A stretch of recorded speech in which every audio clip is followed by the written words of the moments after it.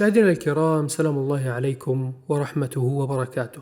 حياكم الله وبياكم وأهلا ومرحبا بكم. طبعا هذه الحلقة كما أعلنت هي ذبا عن الشيخ الفاضل الجليل المحترم الذي استفدت منه وما زلت أستفيد منه، وأكن له كل احترام وكل توقير في قلبي. هذا الشيخ هو صاحب البرامج العلمية أحمد بن يوسف السيد، وفقه الله لكل خير. ولكن لا تظن أن هذا الهجوم جاء من منكري السنة مثلا الذين ألف كتاب يحرق شبهاتهم، ولا تظن أيضا أن هذا الهجوم جاء من الملحدين والربوبيين الذين أنشأ برنامج صناعة المحاور لهدم مناهجهم وشبهاتهم وإنشاء جيل قادر على الرد عليهم. ولم يكن أيضا من صانعي التفاهة الذين أنشأ برنامج الجيل الصاعد لحماية الشباب منهم. ولم يكن هذا الهجوم أيضا من رعاة الديانة الإبراهيمية الجديدة، ولكن من غير المستبعد أن تكون لهم بصمات في ذلك، لأن الأشخاص المستخدمين في هذا الهجوم هم أخس وأوضع خلق الله عز وجل. هؤلاء الأشخاص يتبعون حركة الريد بيل أو الكبسولة الحمراء العلمانية التي نشأت ومنشأها وأفكارها كلها أتت من الغرب، وبدأ نشاطها كحركة مناهضة للحركة النسوية. وبالنسبة لنا نحن كمسلمين فإن الذكورية والنسوية وجهان لعملة واحدة، أصولهم وأبجدياتهم واحدة، ولا يوجد فرق إلا تغيير الجنس. هذا يناصر ما يسميه حقوق الرجال، وتلك تناصر ما تسميه حقوق المرأة. وكما كتبت سابقا في أكثر من منشور أن أفكارهم بالأساس طعن في النبي صلى الله عليه وسلم وفي سنة النبي صلى الله عليه وسلم، بل وفي رجولة النبي صلى الله عليه وسلم. وهم يعلمون أن هذه الأفكار لن تمرر للشباب إلا بصبغة دينية كما حاولت النسوية من قبلهم. ولتمرير مثل هذه الأفكار استخدموا عدة أشخاص مغفلين، وحقيقة كلمة مغفلين هي أقل توصيف في حقهم، مثل عبد الله الخليفي، حامد الإدريسي، باسم بشينية، حمود ثامر. ويؤسفني القول أيضا أن هذه الأسماء تدعي السلفية وتدعي اتباع السلف، طبعا باستثناء الإدريسي الذي كان مذبذب وكان شيخه العوني حاتم العوني، ثم كتب ما يدل على أنه تراجع عن أي أفكار مخالفة للسلف، ما أدري حقيقة. وأنا أعلم أن حامد الإدريسي عنده شطحات أيضا، شطحات ليست بالقليلة وليست بالهينة، تكلمت عنها في منشورات متفرقة، وهو الجهة الأقرب للذكورية العلمانية حقيقة يعني. وبالنسبة للأخ باسم بشينية حقيقة هو أخ فيه بعض الخير، أسأل الله أن يهديه، لكن متسرع متهور، أسأل الله أن يهديه حقيقة يعني. ولست بصدد مهاجمته مثل أولئك، وإن كان بيننا وبينه خلافات كثيرة، ولكن يعني من باب الإنصاف والأمانة الأخ فيه بعض الخير. لكن الغريب جدا أن يأتي مثل محمد بن شمس الدين الذي يجوز الاحتفال بعيد الزواج يدعم هؤلاء وينشر لهم. هذه بصراحة سابقة خطيرة يعني. طبعا أول صدام كان بيني وبين هؤلاء هو مع كبيرهم كوتش كريم، كان تقريبا منذ ما يقرب من السنة ونصف إلى سنتين على كلب هاوس. وفي بادئ الأمر كنت أدخل أستمع إلى نقده للنسوية، وأصلا نحن بحاجة إلى أشخاص ينقدون النسوية، فبطبيعة الحال نحن بحاجة إلى أشخاص ينتقدون هذا الفكر التمردي التسلفعي الهادم للأسر. ولا أقلل أبدا من شأن الواقفين على هذا الثغر، بل بالعكس أقدم لهم كل الشكر وكل الدعم النفسي وكل شيء أستطيع خدمتهم فيه إن شاء الله، لا أقصر فيه. فنحن أصلا من أولى أولوياتنا حماية الأسرة المسلمة. المهم أول صدمة في هذا الشخص كانت أنه يستدل بنظرية التطور على الفوارق بين الرجل والمرأة، فسكت ولم أتكلم عن هذه القضية في ذلك الوقت، وكنت ربما أدخل وأشارك في روماتهم. حتى دخلت في مرة من المرات فوجدته يحاور إحدى الفتيات بطريقة مقرفة مقززة حقيقة، يقول لها الإسلام أعطاني كذا ولم يعطيك كذا، الإسلام أعطاني حق كذا وحرية كذا ولكن لم يعطيك كذا، بل أمرك بطاعتي. طريقة طفولية حقيقة تعبر عن مستوى تفكير وسقف تفكير هذا الشخص. فأخذت المايك في ذلك الوقت وقلت له يا حبيبي، أنت في حكم الإسلام فاسق أصلا، يعني لا تزوج أصلا. قلت له أنا إذا رأيتك في الشارع ربما أشك أنك كافر أو شبيه بالكفار، يعني يرتدي سلسال في رقبته وستايله العام يشبه جماعة الروك وعبدة الشيطان، فأنت بمنظرك العام أصلا لا تزوج ولا تقبل. النبي عليه الصلاة والسلام يقول إذا أتاكم من ترضون دينه وخلقه فزوجوه، وأنت حقيقة متشبه بالكفار أصلا. وإذا أنزلنا عليك نص ومن تشبه بقوم فهو منهم، هذه كانت مصيبة يعني. فعلى أي أساس أصلا جالس تطول وتعرض في الحقوق التي أعطاها لك الإسلام وأنت أصلا ما أديت الواجبات ولست شبيها بالمسلمين ظاهرا؟ حاول الإخوة في ذلك الوقت فك هذا النزاع والخلاف وإسكاتي وكذا، وبعد أيام دخلت لروم آخر فقال لي أحد هؤلاء الريد بيل أيضا، قال لي: أنت بفعلك هذا نصرت النسوية، وعليك أن تتراجع عما قلته في حق كريم وتعتذر لكريم. ودخل لي أحدهم على التليجرام وقال لي: أنت بهدلت كريم وما أعرف إيش وليش هيك عملت معاه، وانصحوه في السر. طبعا مش محتاج أني أقول لكم ضربت بكلام كل هؤلاء عرض الحائط. طالما القضية واضحة بالنسبة لي لا يهمني اعتراض أي معترض.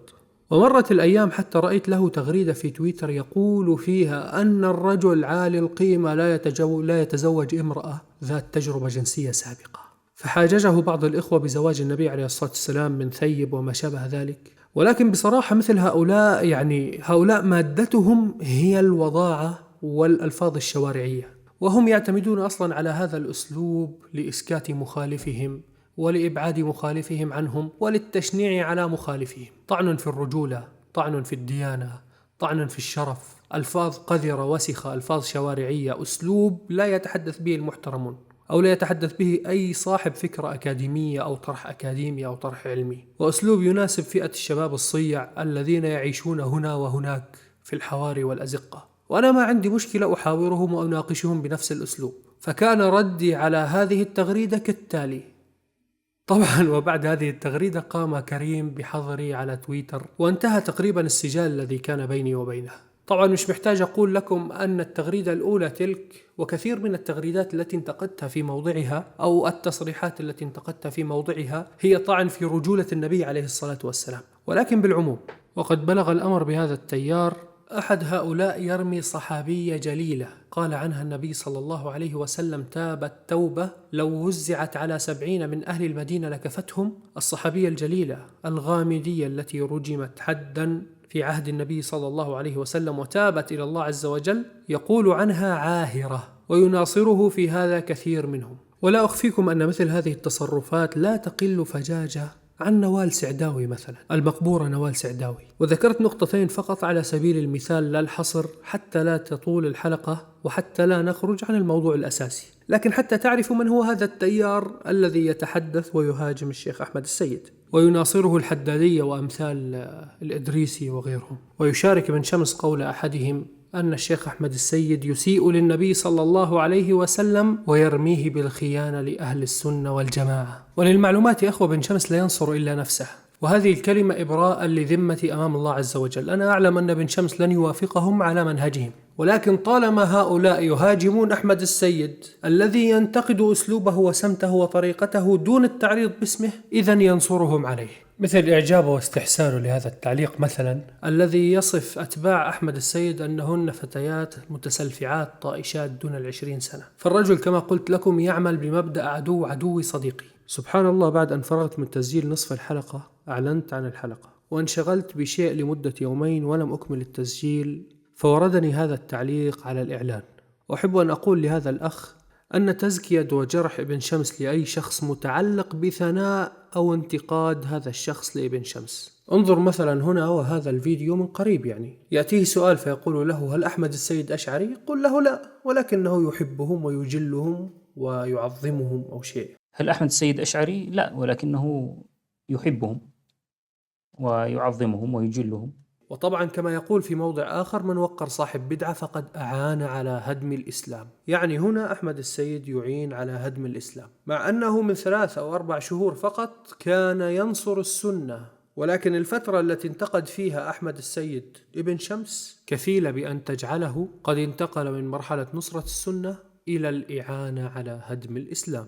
نفس القصة كان يقولها عن الشيخ حسين عبد الرازق والنقادي وغيرهم. في البداية كانوا مدجنة، لما حاول الكلام معهم قال: إخوة وكلنا من أهل السنة. وعندما تورط في نقاشه معهم وتبين أنه خفيف في كل شيء عادوا مدجنة كما كانوا. نفس الفكرة، أول شيء مدجنة، ثم جميعا من أهل السنة، ثم عادوا مدجنة.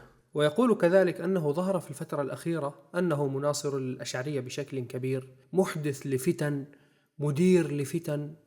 وتجنبت الجواب عليها، لكن يسألوني عن البناء شيء معين تابع لشخص ظهر في آخر أيامه مناصرا للأشعرية بشكل كبير، محدثا لفتن، مديرا لبعض الفتن، خائضا فيها. فما عاد لنا ثقة بما يقدم. ما هي هذه الفتن؟ لو كنت رجل يا بن شمس تكلم، ما أعرف أحد يدير الفتن مثلك أنت عبد الله الخليفي. أساسا تصدر أمثالكم للمشهد هذا أكبر فتنة، هذا هو الفتنة الحقيقية. ما شفت ناس يكذبوا الكذبة ثم يصدقوها مثلكم أبدا. ولو كنت رجال هلموا كما قلت لكم، هلموا نتحاجج، خلينا نشوف إيش في عندكم أنتم وإيش في عندي أنا. يعني سخيف جدا أن نصل لمرحلة أن رجل، يفترض أن يكون رجل طبعا، أثار الفتنة بالحديث عن علماء وعن مشايخ وعن دعاة، طبعا علماء أموات، علماء لهم 600 سنة و700 سنة و400 سنة و1000 سنة ميتين، أثار الحديث عنهم 1200 سنة، ينشر عنهم نكات وسخافات ويردد كلام الخليفي كالببغاء فيهم، ثم يقول لك أن فلان أثار فتنة. ما تخلي عندك دم يا رجل. يعني الله المستعان، حسبي الله ونعم الوكيل فيك يا رجل. المشكلة أن شاهدين على كل شيء ومتابعين لكل تطورات ما تكلمت به، ثم تدلس على الناس. طبعا طبيعي، طالما أحمد السيد صرح ضد منهجه، طالما حسين عبد الرازق صرح ضد منهجه، طالما حسام عبد العزيز صرح ضد منهجه، وطالما سعود المطيري صرح ضد منهجه، وطالما ناصر السوهاجي صرح ضد منهجه، وطالما مصطفى البدري صرح ضد منهجه، وطالما النقادي رد عليه، وطالما فلان رد عليه، وطالما الدكتور أيمن البلوي رد عليه، كل واحد رد عليه أصبح مثير للفتن، محرض عليه، ناصر للأشعرية، موقر لأصحاب البدع، مدافع عن الأشعرية، ما أعرف إيش، يديرون فتن ضده ضد المعتوه الثاني. إذا عندكم شيء أبرزوه، ولا تستخدموا طريقة تحريات كلب، هذا الأسلوب محقق كونان اللي أنتم ماشيين فيه، هذا سيبكم منه. والعجيب أنه جالس على كرسي لجنة التحكيم وكأن الرجل متسابق. كنت أثق ولم أعد أثق ونثق. يا حبيبي أنت لست مؤهلا لإصدار الأحكام أصلا. ترى والله يصدق فيكم المثل اللي يقول من قلة الخيل شد سروج على الحمير ما أدري على الشلاب، المهم كل واحد. يعني أنت على أي أساس جالس تقيم؟ أنت لا عارف الفرق بين الصحيح لغيره والحسن لغيره والضعيف لغيره، ولا عارف تفرق بين الكبر والكبر، ولا ست وستة، ولا أعيره بهذا. لكن صدقا يا بن شمس أنت لا شيء، أنت يوتيوبر، يعني شأنك شأن بيسان إسماعيل، بتقدم محتوى. والدليل على ذلك لما قال لك أحد الإخوة، قال لك نريد أن ننهي هذه القصة وهذا الخلاف، قلت ولكن أريد أن أظهر ببياض الوجه، قلت ولكن أريد أن أحفظ ماء وجهي أمام الناس وأظهر بشكل لائق. يعني نختم، ولكن إني أطلع أنا يعني ملمع وأنا غارق من ساسي لراسي بالأكاذيب والتناقضات، ومرة تقول هؤلاء جهمية والجهمية كفار، ومرة تقول ما كفرت، ومرة تقول أنا أبدع، ومرة تقول اذهب للسلف ولا تأخذ من زمن ابن تيمية، ومرة ترجع، ومرة تنشر النكات السخيفة في أبي حنيفة وتتطاول عليه وتقول ما أعرف أنا أطول ولا هو أطول، وتنسبه إلى إرجاء جهم، ثم تقول أنا ما كان عندي مشكلة مع أبي حنيفة. بعد كل هذا يقول للأخ نعم أنا ما عندي مشكلة أن تطوى هذه الصفحة، ولكن أريد أن أحفظ ماء وجهي. للأسف ما في ماء في وجهك حتى يحفظ. والأنكى من هذا جالس يقيم أحمد السيد ويقول هذا وذاك، وإن ترفع الوضعاء يوما عن الرفعاء من أدهى الرزايا. وإن ترفع الوضعاء يوما على الرفعاء من إحدى الرزايا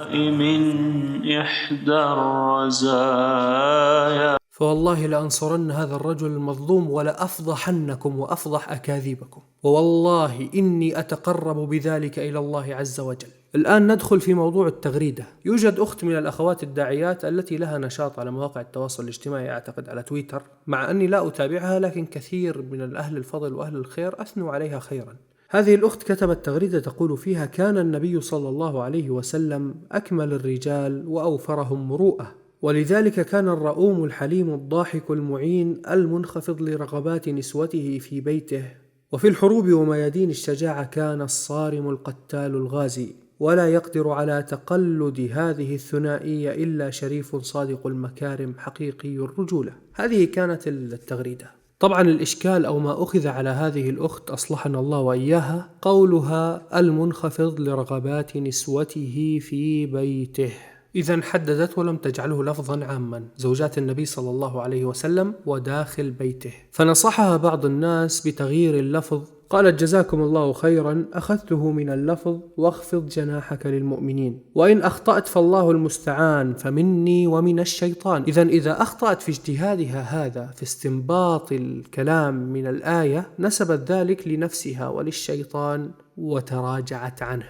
وإبدأها الاستعداد للتراجع بهذا الشكل مع أن كلامها له وجه، هذا دليل على صدق نيتها وعدم قصدها الإساءة له أصلا. إذن أول شيء التغريدة واضحة، أصلا مدح للنبي عليه الصلاة والسلام، فالأصل ألا توجه على غير الظاهر منها. ثانيا هذا اللفظ المشكل تقول أنها استدلت بآية أو أخذته من آية من كتاب الله عز وجل، وإن كانت تركت كلمة أخلت بالمعنى، يعني تركت كلمة جناحه، فهذا الترك لهذه الكلمة قد أخل بمعنى النقل، فنقول نعم أن هذا المعنى الذي ظهر بهذا الشكل غير لائق بوصف جناب النبي صلى الله عليه وسلم. وكان الأجدر بالأخت أصلحها الله أن تقول يخفض جناحه، وهذا رأيي في الموضوع قولا واحدا، ونقدم النصح للأخت مع تفهمنا لحسن مقصدها في هذا اللفظ الظاهر أصلا على كل التغريدة. ولكن لا، كيف استغل الريد بيل العلمانيين هذه الحادثة وأطلقوا هاشتاج إلا رسول الله يا رغد الظاهري، بل جعلوا هذه الكلمة من نواقض الإسلام.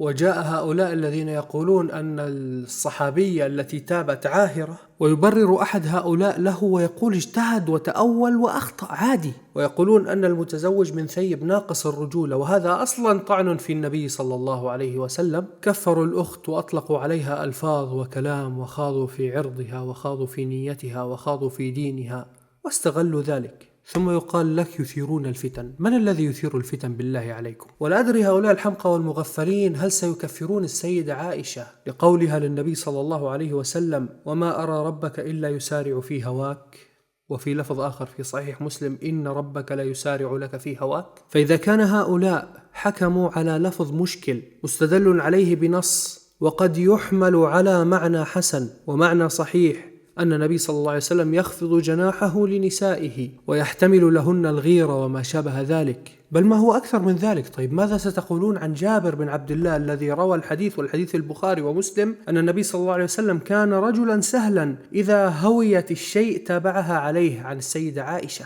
ماذا ستقولون عنه؟ هل يسيء للنبي عليه الصلاة والسلام؟ هل ستطلقون هاشتاج إلا رسول الله يا جابر بن عبد الله يا صحابي؟ فكيف تحكمون على السيدة عائشة رضي الله عنها التي قالت إن ربك لا يسارع في هواك، لا يسارع لك في هواك؟ هل ستكفرون الصحابة أيها الحمقى؟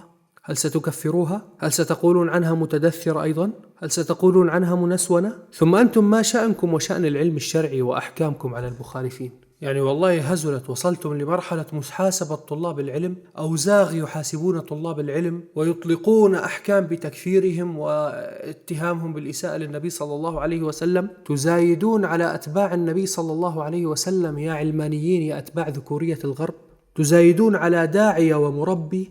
طيب الآن ما علاقة الشيخ أحمد السيد في الموضوع؟ يوجد أخ اسمه مشكدانة، وهذا مهتم بالرد على الغلاة كذلك، قال كلامها عندي صحيح. نعم النبي صلى الله عليه وسلم حمل الكلام على وجه حسن، سبحان الله، قال كلامها عندي صحيح. نعم النبي صلى الله عليه وسلم كان ينزل إلى مستوى أصحابه وإلى مستوى نسائه، هكذا كان صلى الله عليه وسلم ينزل إلى مستوى عقول من حوله، وينزل معناها مثل معنى ينخفض تماما ولا فرق.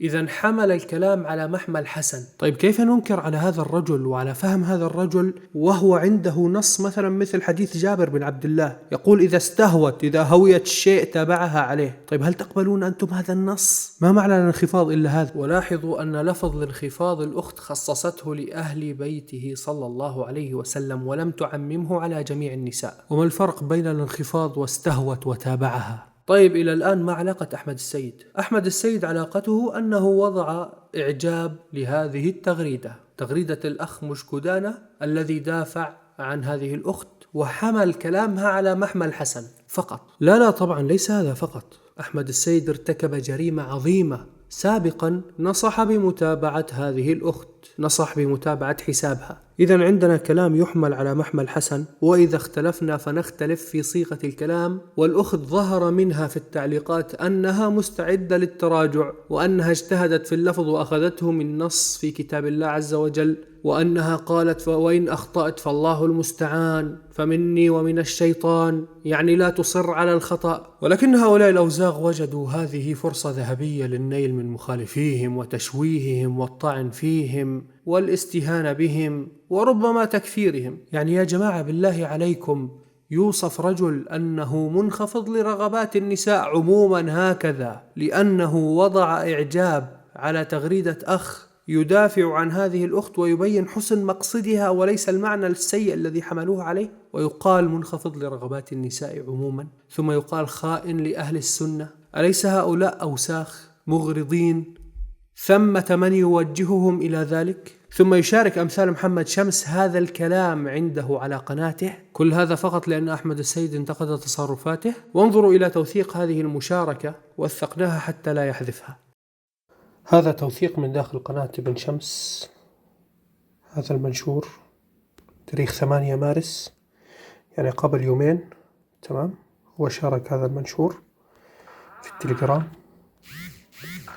وفي الختام أقول نعم، هذا الرجل منخفض للمؤمنين والمؤمنات، عزيز على الكافرين، عزيز على المنافقين، عزيز على أتباع العلمانيين، فهو نعم ينخفض ويخفض جناحه لنا ولكن ليس لكم. وإن غركم سكوت الرجل عنكم وترفع الرجل عن النزول لمستواكم، فإن له إخوان وأبناء وأحباب ينصرونه ويدافعون عنه كما ينصر دين الله عز وجل. ووالله إن من دواعي تزهيدي بهذه الحياة البائسة رؤية أمثالكم يتكلمون في أمثاله. نسأل الله أن يثبت علينا العقل والدين يا رب العالمين. سلام الله عليكم.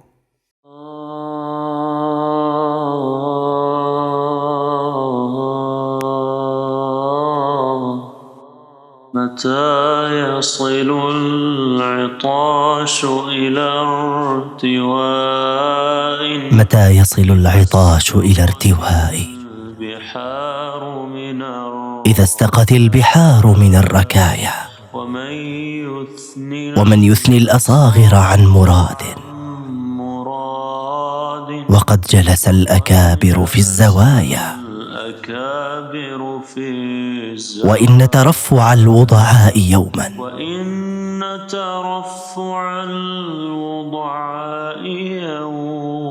على الرفعاء من إحدى الرزايا، إذا استوت الأسافل والأعالي، فقد طابت منادمة المنايا، فقد طابت منادمة المنايا.